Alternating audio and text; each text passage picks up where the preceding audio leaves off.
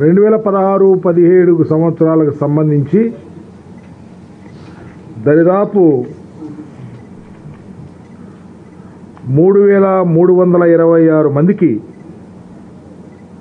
318 కోట్ల రూపాయలు గత ప్రభుత్వం బకాయి పెట్టేసి వెళ్ళిపోయింది. నిజంగా చిత్తశుద్ధి ఉండి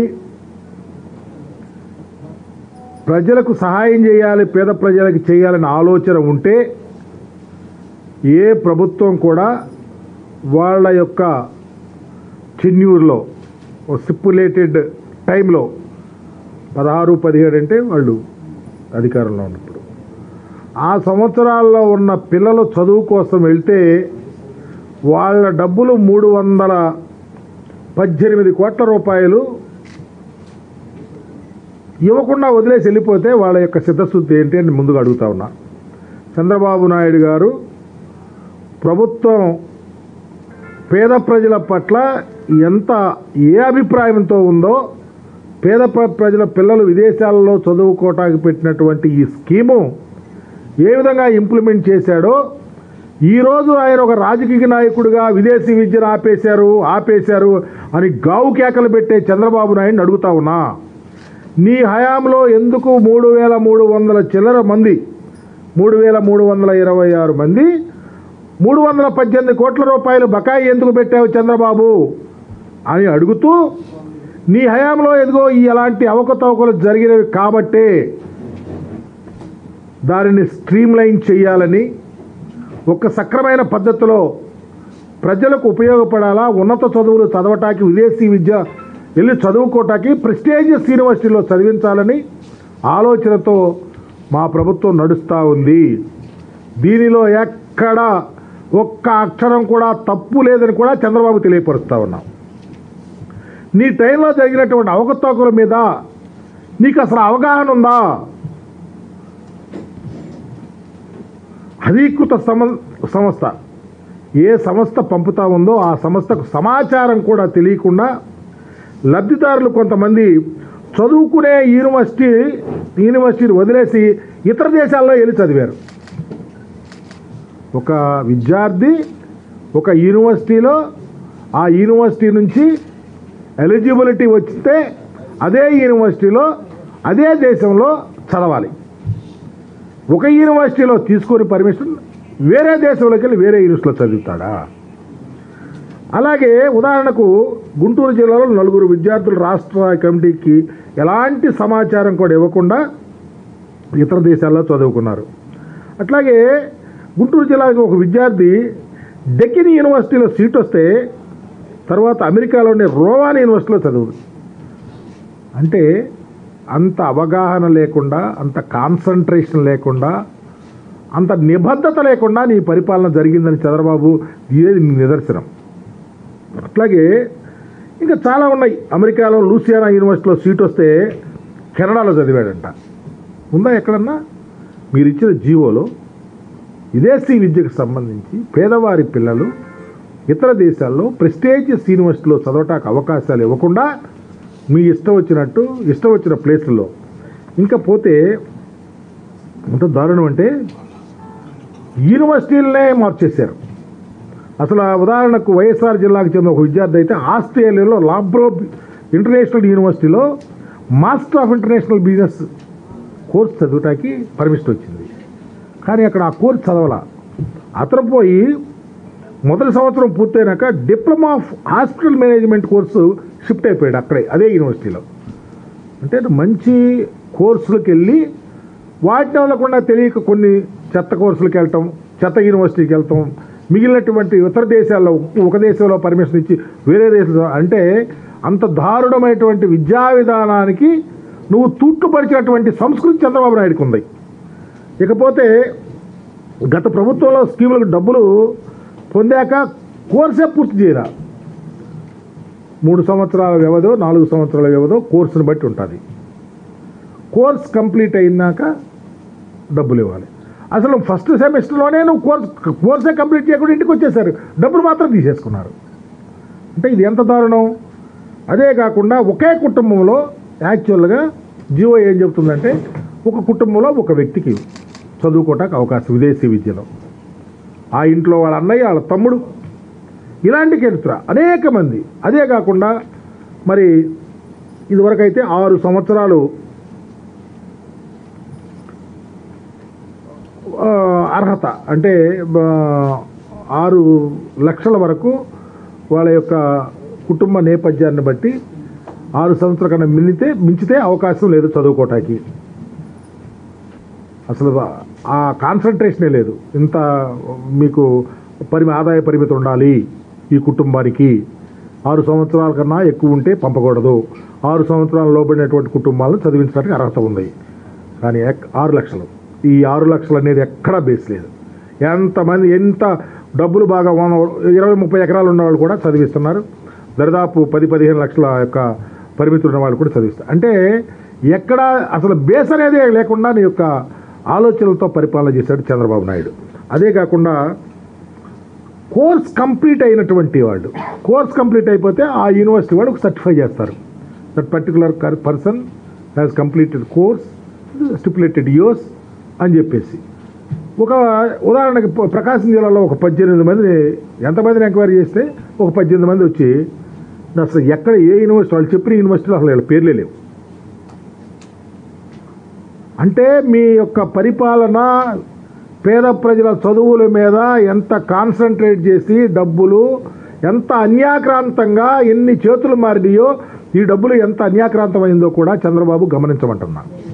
అందుకనే కరెక్ట్గా విజిలెన్స్ వాళ్ళు రిపోర్ట్ ఇచ్చినప్పుడు చాలా డీటెయిల్గా ఇక ఖచ్చితంగా దీన్ని బలోపేతం చేయాలా, ఈ యొక్క పేద విద్యార్థులకు విదేశీ విద్య మీద ఇప్పుడు ఈరోజు అంగన్వాడీల దగ్గర నుంచి డాక్టరేట్ చదివే వాళ్ళ వరకు బ్రహ్మాండం వంటి అవకాశాలు కల్పిస్తున్నటువంటి ప్రభుత్వంలో పిల్లల చదువుకోవటానికి అమ్మఒడి, నాడు నేడు పెట్టి బ్రహ్మాండం వంటి కార్యక్రమాలు జరుగుతున్న పరిస్థితిలో ఇంగ్లీషు విద్యను తీసుకొని చంద్రబాబు నాయుడు కోర్టులకు వెళ్ళిన మొక్కువని దీక్షతో చేస్తున్న పరిస్థితిలో సిబిఎస్ఈ సిలబస్ ఇంట్రడ్యూస్ చేసినటువంటి పరిస్థితిలో ఈరోజు ఖచ్చితంగా విదేశీ విద్యకు ఒక ప్రయారిటీ ఇవ్వాలా, ఇలాంటి ఎనామలీస్ అన్నీ తీసేయాలన్న ఆలోచనతో మొత్తం రిపోర్ట్స్ అన్నీ ప్రక్కన పెట్టుకొని బ్రహ్మాండంగా ఇది జగన్మోహన్ రెడ్డి గారి యొక్క జగన్న విదేశీ దీవెన అనే కార్యక్రమాన్ని మరి జీవో రూపేణా తీసుకొచ్చినటువంటి ప్రభుత్వం జగన్మోహన్ రెడ్డి గారి ప్రభుత్వం.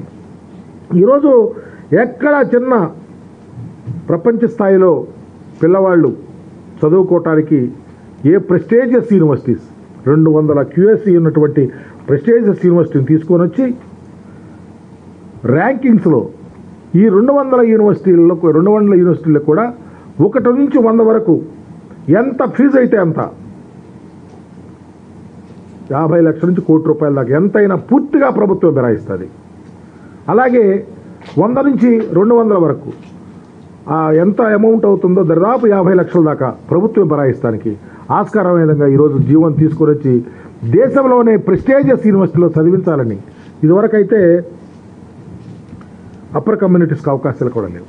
ఈరోజు వాళ్ళను కూడా ఇన్వాల్వ్ చేసి ఒక ప్రక్క SC STలకు బ్రహ్మాండంగా అవసరమైతే వాళ్ళని ట్రైన్ చేసి కూడా తర్ఫీదు ఇచ్చి చదివిస్తానికి కూడా ప్రభుత్వం వెనకాడకుండా చర్యలు తీసుకోవాలని గౌరవ ముఖ్యమంత్రి గారు తీసుకున్న నిర్ణయం రాబోయే రోజుల్లో జగన్మోహన్ రెడ్డి గారి యొక్క ఆలోచన భారతదేశంలో కదా ప్రపంచ దేశాల్లోనే ఒక ప్రెస్టీజియస్ యూనివర్సిటీల్లో ఆంధ్రప్రదేశ్లో ఉన్నటువంటి SC ST BC మైనారిటీ పిల్లలు లేకోకుండా ఉన్నత పిల్లల్లో కూడా చదువుకోవటానికి అవకాశాలు వస్తూ ఉన్నాయి.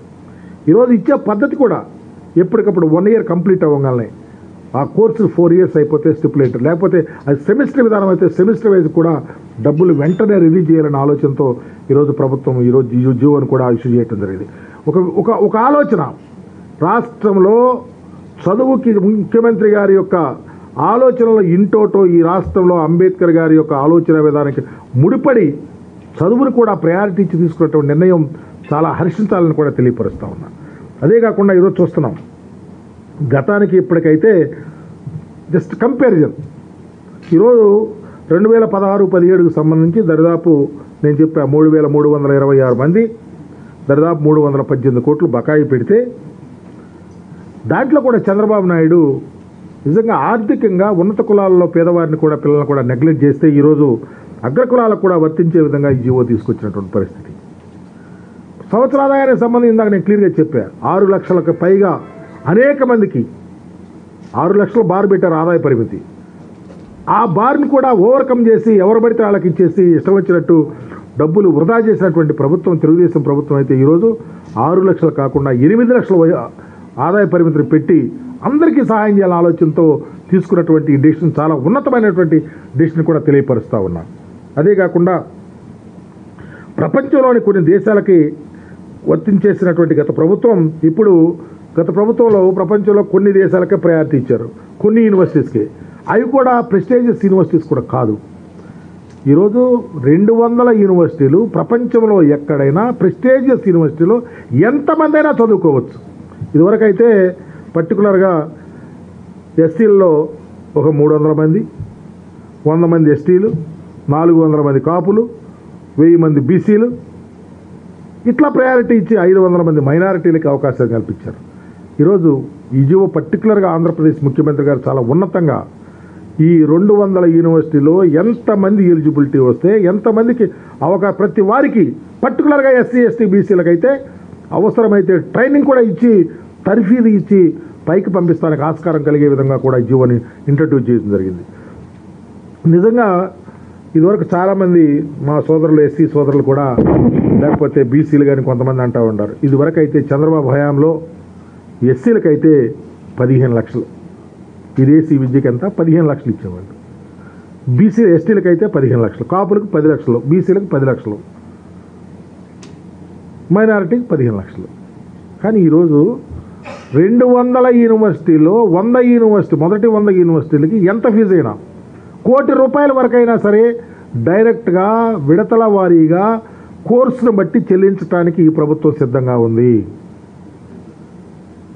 అలాగే 100 నుంచి 200 వరకు మినిమం 50 లక్షల దాకా 50 లక్షల వరకు ప్రత్యేకంగా ఈ కులాల వారికి సహాయం చేయడానికి సిద్ధంగా ఉంది జీవో చెప్తా ఉంది. అందుకని ఇది భారతదేశంలో ఏ రాష్ట్రంలో కూడా విదేశీ విద్య కోసం ఇంత డబ్బులు వెచ్చించి ఈ సామాజిక విప్లవానికి ప్రతి వారిని అప్లిక్మెంట్ కోసం ఆలోచించినటువంటి ఈ ముఖ్యమంత్రి గారి హర్షించాల యొక్క ఆలోచనలను కూడా మీ ద్వారా తెలియపరుస్తూ ఉన్నా. దీనిలో భాగంగా చంద్రబాబు, నీవు ఈ గత 3 సంవత్సరాల నుంచి నీవు చేసిన తప్పిదాలు, నీవు చేసిన ఎనామలీస్, నీ మనసులో నిగూఢంగా దాగి ఉన్నటువంటి దళిత గిరిజన బహుజన కులాల యొక్క వ్యతిరేకత ఈ విదేశీ విద్యలో నువ్వు చేసిన జీవోను ఇంప్లిమెంట్ చేసినటువంటి తీరులో తేటతెల్లమవుతూ ఉంది. ఈరోజు గౌరవ ముఖ్యమంత్రి గారు తీసుకున్నటువంటి ఈ జీవో, ఈ జగనన్న విదేశీ దీవెన అనేది భారతదేశ రాజకీయ వ్యవస్థలో ఏ రాజకీయ నాయకుడి కన్నా రాజకీయ అవకాశాలు వస్తే అన్ని కులాలను సమానంగా తీసుకొని అలాగే వెనుకబడినటువంటి పేద కులాల అభ్యున్నతి కోసం అనేకమైనటువంటి కార్యక్రమాలు ఇన్వాల్వ్ చేస్తూ మంచి చదువుకు ప్రయారిటీ ఇచ్చినటువంటి ముఖ్యమంత్రిగా రాబోయే రోజుల్లో చిరస్థాయిగా జగన్మోహన్ రెడ్డి గారు నిలుస్తారని తెలియపరుస్తూ వీటిని ఈ రాష్ట్రంలో ఉన్నటువంటి చదువుకునే పిల్లలు వినియోగించుకోవాలని, తద్వారా చంద్రబాబు విదేశీ విద్య మీద జరిగినటువంటి మోసాలను గమనించాలని మీ ద్వారా తెలియపరుస్తూ ఉన్నాను.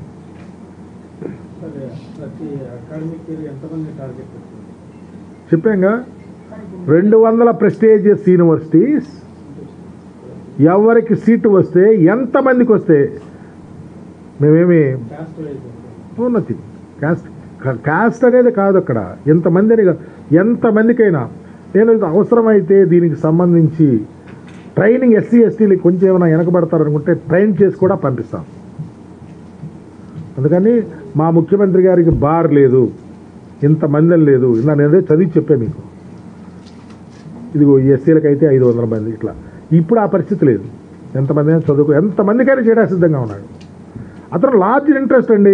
మాకు ఈ ఆంధ్రప్రదేశ్లో ప్రజానీకం, ఈ యొక్క ప్రజలు ప్రపంచ దేశాల్లోనే ప్రెస్టీజియస్ యూనివర్సిటీలో చదవాలా, జ్ఞానాన్ని సంపార్జించాలా, తద్వారా ఆంధ్రప్రదేశ్కు పేరు రావాలా, వాళ్ళ జీవితం బాగుండాలనే ఆలోచనతోనే గౌరవ ముఖ్యమంత్రి గారు ఇలాంటి చర్యలు తీసుకుంటా ఉన్నారు.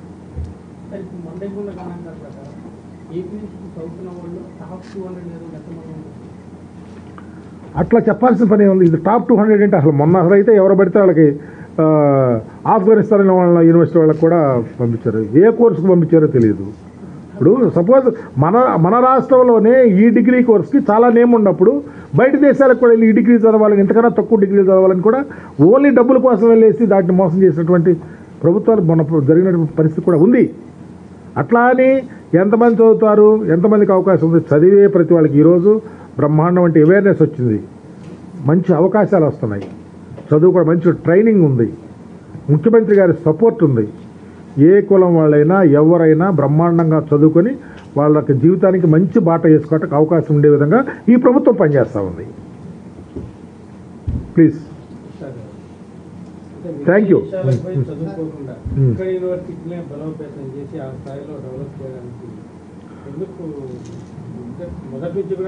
అసలు అలాంటప్పుడు మీరు అడిగే క్వశ్చన్ విదేశీ విద్య వద్దన్నట్టు, అంతే కదా. కాలేకపోవటం అనేది కాదు. నేను కూడా యూనివర్సిటీలో ప్రొఫెసర్గా వచ్చా, యూనివర్సిటీలో చదువుకొని వచ్చా, విద్యార్థి ఉద్యమాల్లో ఉండొచ్చా, అధ్యాపక ఉద్యమాల్లో ఉండొచ్చా. ఇదివరకు విశ్వవిద్యాలయాలు ఇప్పటికీ చాలా మార్పులు ఉన్నాయి.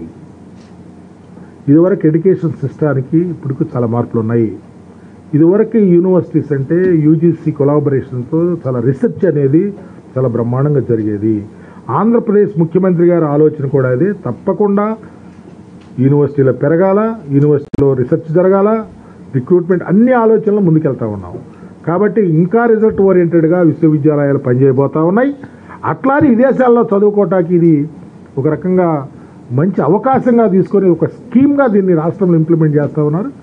పాత ప్రభుత్వాల్లో చాలా ఎనామలీస్ ఉన్నాయి, వాటిని రెక్టిఫై చేసి ఒక స్ట్రీమ్డ్ మేనర్లో ప్రతి ప్రజానీకానికి ఎక్కడ తరతమ భేదం లేకుండా సహాయం చేయాలని ఆలోచనతో ఈ స్కీము. ఇది కూడా ఇంప్లిమెంట్ అయితే ఇంకా ఎక్స్పోజర్ వస్తుందని.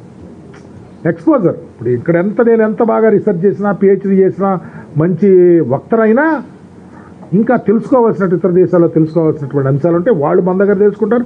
అక్కడి నుంచి కూడా ఈరోజు చాలామంది వచ్చి ఇతర దేశాల నుంచి వచ్చి ఆంధ్రప్రదేశ్లో ఉన్న యూనివర్సిటీస్లో రీసెర్చ్ చేస్తున్నారు, ఇతర దేశాల వాళ్ళు. కాబట్టి చదువుకి నో బార్, కొలమానం లేదు. ఎంత ఇంప్రూవ్ చేస్తే అంత అవకాశాలు ఉంటాయి.